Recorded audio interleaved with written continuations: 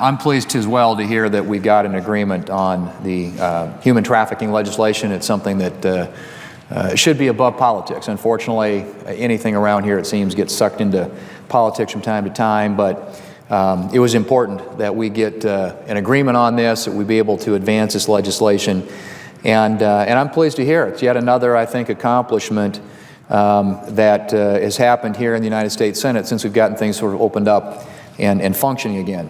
And Mr. President, I just wanted to say that, you know, last year when Republicans were running for office, we promised that if we were reelected, we would get Washington working again for American families. And that wasn't a campaign slogan.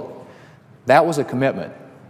And I'm proud to report that after 100 days in office, Republicans are making significant progress. To start with, Republicans have gotten the Senate just functioning again on a basic level.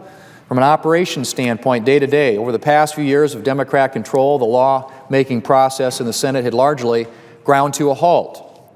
Instead of bills being drafted in committee and then brought to the Senate floor for open debate and amendment, bills were drafted behind closed doors.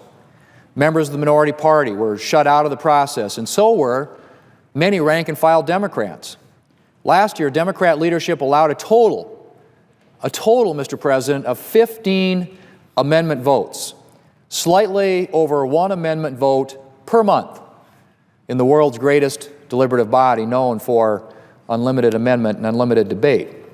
Contrast that with the first 100 days under Republican control. In the first 3.5 months of the 114th Congress, the Republican-led Senate has held more than 100 amendment roll call votes.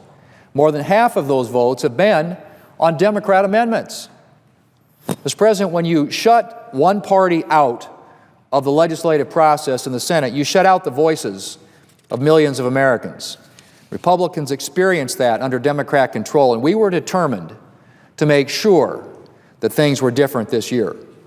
Since Republicans took control of the Senate, members of both parties have had the opportunity to make their voices heard, and we're seeing a lot more bipartisan legislation as a result. In the past 3.5 months, the Republican-led Senate has approved 12 bipartisan bills. We passed bipartisan legislation to approve the Keystone Pipeline. We passed a bipartisan bill to prevent suicides among veterans. We passed a bipartisan reauthorization of the Terrorism Risk Insurance Program and a bipartisan bill to provide restitution for victims of child pornography. And last week, we passed the first significant bipartisan reform of Medicare in years. Last week also brought the announcement of a new bipartisan agreement, a bill to reauthorize Trade Promotion Authority. With 96% of the world's population and consumers outside the borders of the United States, trade is essential to economic growth. Since 2009, increasing exports have accounted for more than 1.6 million new jobs in the United States. Manufacturing jobs that depend on exports pay on average 13 to 18% more. U.S. farmers, ranchers, and manufacturers rely on access to foreign markets. In my home state of South Dakota alone, exports support more than 15,000 jobs in industries ranging from farming and ranching to machinery and electronics. Farmers and ranchers in South Dakota, where agriculture is the #1 industry, depend on exports for a substantial part of their income. And exports of major South Dakota crops like soybeans and corn have soared over the past few years. In fact, in 2013, total agricultural exports from South Dakota totaled $3.8 billion. Mr. President, previous free and fair trade agreements have been a boon to American farmers, ranchers, and workers. In 2013, countries with which our nation has free trade agreements purchased 12 times more goods per capita from the United States than non-free trade agreement countries. Since 1934, almost all of the United States free trade agreements have been negotiated using Trade Promotion Authority or a similar streamlined process. Trade Promotion Authority is designed to put the United States in the strongest possible position when negotiating trade agreements. Under TPA, Congress sets guidelines for trade negotiations and outlines the priorities the administration must follow. In return, Congress promises a simple up or down vote on the resulting trade agreement instead of a long amendment process that could leave the final deal looking nothing like the original one. That simple up or down vote, Mr. President, is the key. It lets our negotiating partners know that Congress and trade negotiators are on the same page when it comes to the content of trade agreements, which gives other countries the confidence they need to put their best offers on the table. And that, in turn, allows for a successful and timely conclusion of negotiations. Currently, the administration is negotiating 2 major trade agreements that have the potential to vastly expand the market for American goods and services in the EU and in the Pacific. The Trans-Pacific Partnership is being negotiated with a number of Asia-Pacific nations, including Australia, Japan, New Zealand, Singapore, and Vietnam. Currently, American goods face heavy tariffs in many of these countries.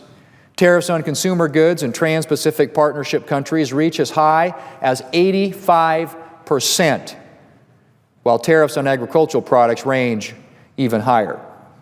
Poultry tariffs in Trans-Pacific Partnership countries, for example, go up to 240%. That is a tremendous burden on American producers. American farmers, ranchers, manufacturers, and consumers would all benefit from the conclusion of the Trans-Pacific Partnership Agreement and the U.S.-EU trade agreement. These trade deals remove many of the barriers currently facing U.S. products in these regions, which would allow American goods to compete on a level playing field with their foreign counterparts. Reauthorizing trade promotion authority is essential to bringing these 2 agreements to a successful and timely conclusion.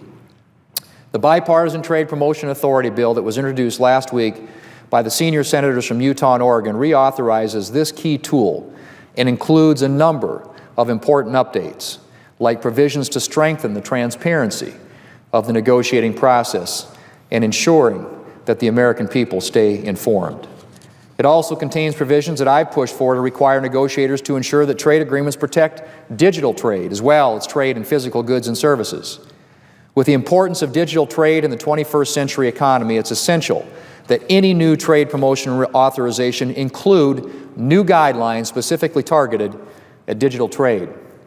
I previously introduced legislation to help ensure that the free flow of digital goods and services is protected, and I'm pleased that the bipartisan deal that was reached includes many of the measures that I've advocated. Mr. President, the best way to solve the challenges facing our nation is for Democrats and Republicans to come together to develop solutions. We've done a lot of that so far in the Republican-led Senate, and I look forward to doing a lot more of it. And I hope those Democrats who have opposed trade promotion authority in the past will join the White House and Senate Republicans to pass this important bill for American workers and businesses and make a TPA reauthorization our next bipartisan achievement. And Mr. President, I would add that after that, we also have a bill that would require Congress to approve any nuclear arms agreement with Iran, also a very big bipartisan bill as it was reported out of the Senate Foreign Relations Committee.